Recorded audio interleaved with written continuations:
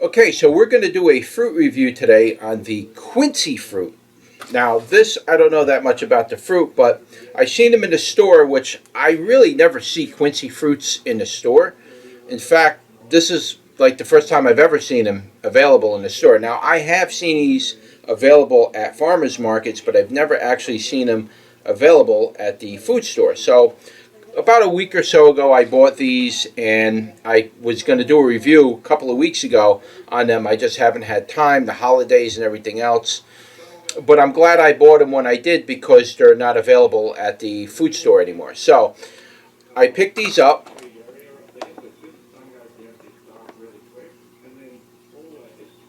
They're called the pineapple quincy, and they're going to be 4 in a package like this in general, or you might see them loose, but they'll come with a little wrapper on the bottom, and you just remove the wrapper, and that's what you're left with. Now, I ate a couple of these already, and I kind of got an idea what they taste like, and the effect in your mouth and everything.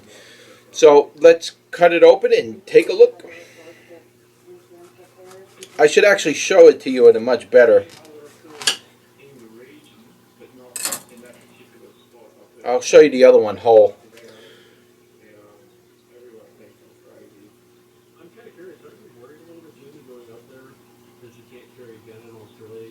Okay, so that's what it looks like on the inside. This is the whole fruit if you were to look at it whole-wise. That's what the whole fruit looks like. The bottom. Bottom might be a little bit, I don't know what that is on the bottom, but that's what it looks like. Top. And it's a really strange looking fruit, to be honest. So that's what it looks like. Now, these been sitting out for a while, so hopefully they got a little softer, but the first couple I tried, maybe they weren't ripe enough. I'm not 100% sure what was going on with them, but they were a little on the hard side. So it's hard to say whether they're ever going to get soft or they're going to stay kind of on a hard side, like sort of like a hard pear would be. So let's cut it in half. Now, there are seeds in here. I'll probably do a video on sprouting the seeds from this. Let me cut a smaller piece. It's pretty hard. Now, I have eaten quincy in the past, and I don't remember it being hard like this. These were probably picked unripe. I'm going to eat it with the skin too, by the way. Really kind of hard to even cut, to be honest with you. Cut that core out of there. We'll cut the end off. We're left with a nice little wedge. I had to debacle that thing there, but let's give that a bite and see what it tastes like.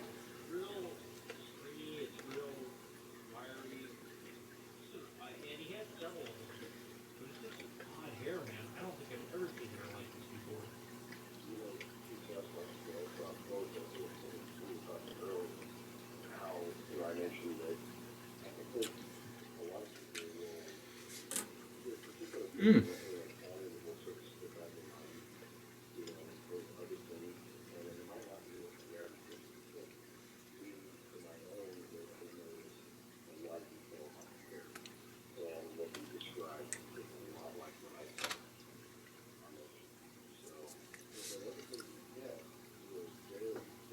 Well, it was quite dry, to be honest with you. It wasn't a very moist experience, though I have eaten these in the past and they were a little bit moister than this. I think they were just simply picked too early in the store. And by the time you get it, they don't really ripen like an apple would anymore and get juicier. They don't do that. They just stay kind of dry. Whatever stage you pick them in is the stage you're going to stay in. So if you pick them early green and are kind of like dry, they're going to stay that way. Whereas with an apple, if you pick an apple, it'll get moist, it'll start to ripen, start to turn brown, get mushy, This doesn't do that. This stays stiff and coarse if you pick it that way. So this particular one that I'm eating now is stiff and coarse because they were picked kind of on the green side when I first bought them. And they did turn yellow a little bit, but the inside is still very dry and coarse to eat it. It's, when I say coarse, I'm referring to the texture of it. If you've ever eaten an unripened pear and you know that gritty feeling you get when you eat an unripened pear, it's edible, it's semi-sweet, but it's very hard and chewy. This is very similar to that effect. But then again, you can pick an unripened pear and leave it out for a while, and that thing will get yellow and nice and soft and juicy. This doesn't do that. This stays very coarse, should I say. As far as the flavor goes, I'll take another bite off it on camera anyway. And I'll try to describe the flavor for you. It's got a very interesting flavor. Doesn't taste like a pear or anything like that. It's definitely got its own flavor profile. Now I'm just cutting off all the ends and stuff on it because for the sake of video. Normally I would just eat the whole thing, you know. But for the sake of video, I'm going to kind of make it easy on myself. Alright, so let me try to describe the flavor.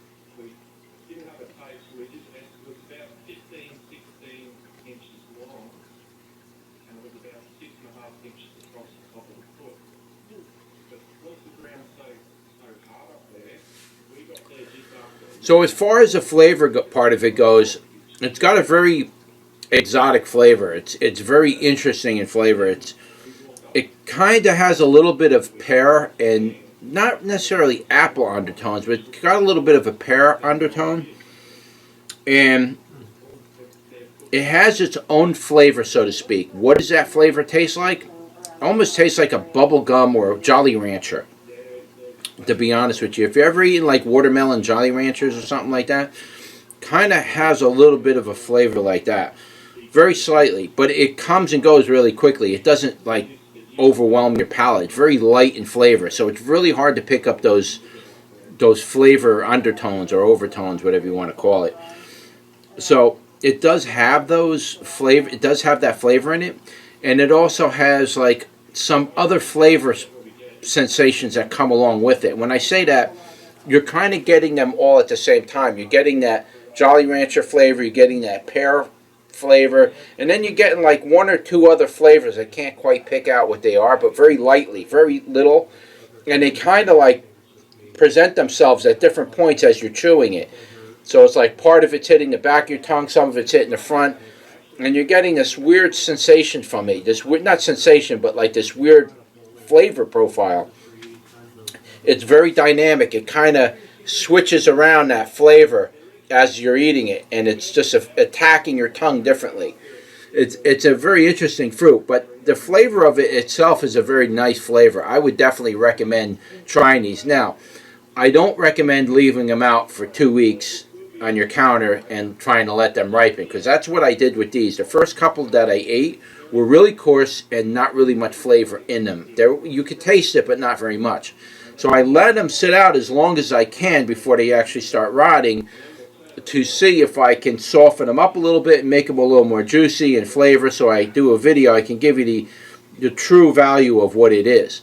Unfortunately, they don't get any softer than what I'm explaining to you here. And the flavor did pick up a little bit. It does taste a little bit better, but that dryness is really something hard to get over. It's very dry. It almost sucks the little bit of moisture you have in your mouth already before you eat it. It kind of sucks that right out of your mouth. It makes your whole mouth kind of dry like. So that's one of the things about maybe buying these store-bought ones you got to consider. Now, if you go to a farm that's actually growing these and you pick them fresh, that's probably a totally different experience altogether. You're probably going to get them where they're a little more moist, and you let them ripen on the tree or wait till they fall off the tree or something like that, and they're probably going to be very delicious. But buying them like this in the store, they pick them way too early.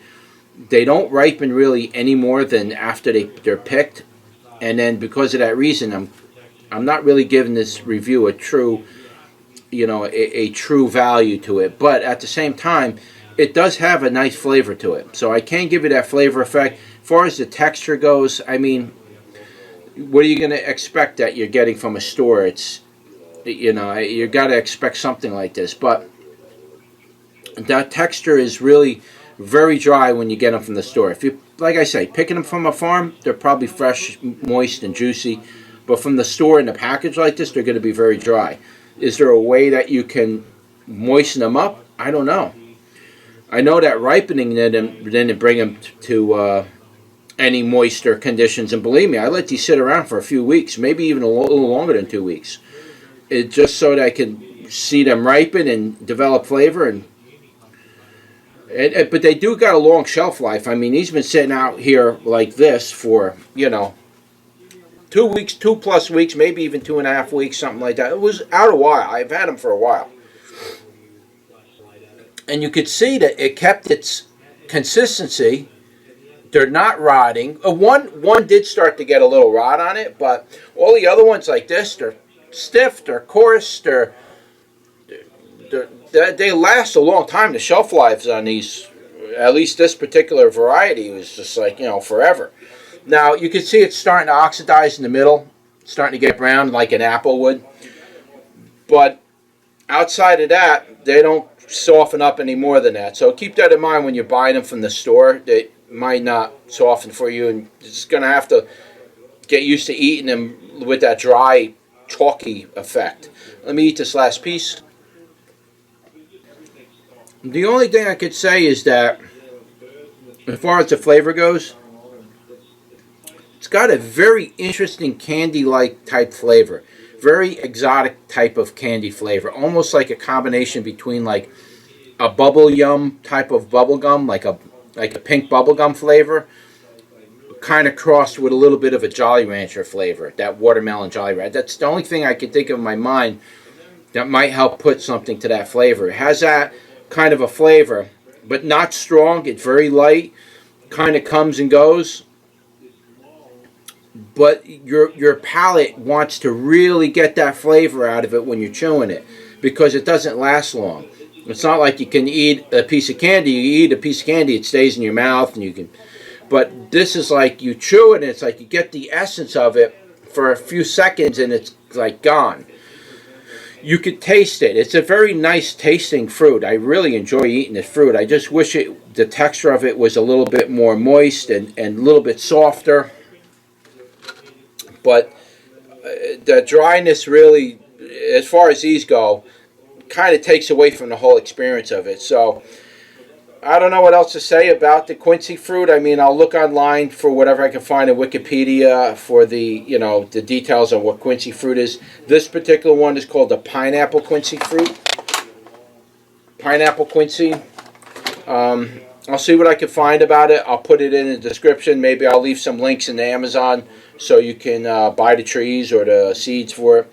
I'm also going to do a video on sprouting these seeds. Let's see if we can sprout them and get them to grow. And we'll see if we can put them in a container and dwarf the tree and get some fruit out of it or something. I don't know. We'll try it for an experiment. But I'm a big fan of the Quincy to begin with.